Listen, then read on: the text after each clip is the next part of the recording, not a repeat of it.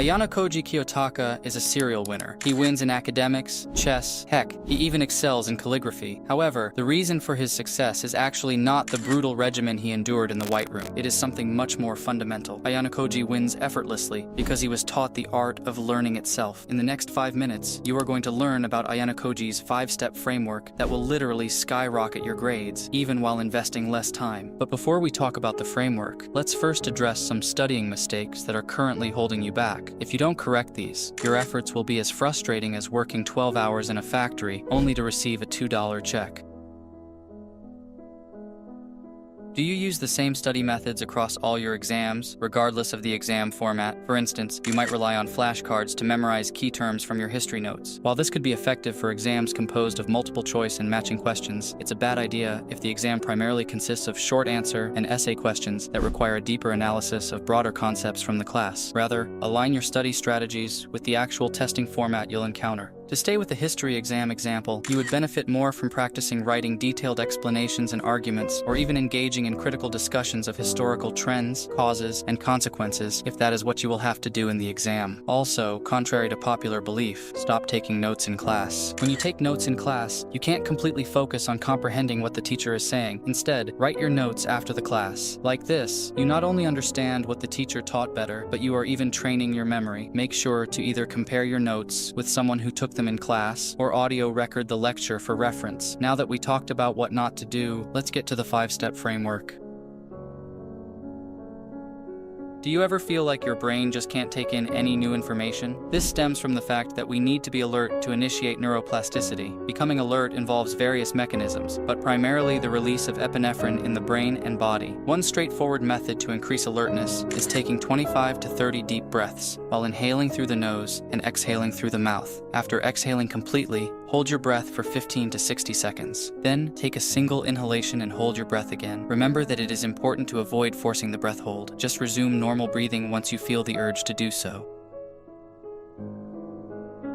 You already know how important focus is for studying, but have you heard of this research-backed technique to get unbreakable focus in under a minute? Just pick a point in your room to stare at for 30 to 60 seconds. While doing this exercise, allow yourself to blink naturally, but try to minimize any thoughts or distractions. By directing your visual attention to a singular focal point, your cognitive processes align, which allows your mind to streamline its focus onto fewer stimuli. Put simply, focusing your eyes on a single point improves your ability to concentrate, because mental focus follows visual focus. If you are interested in a more in-depth guide on this topic, you can check out my masterclass on focus.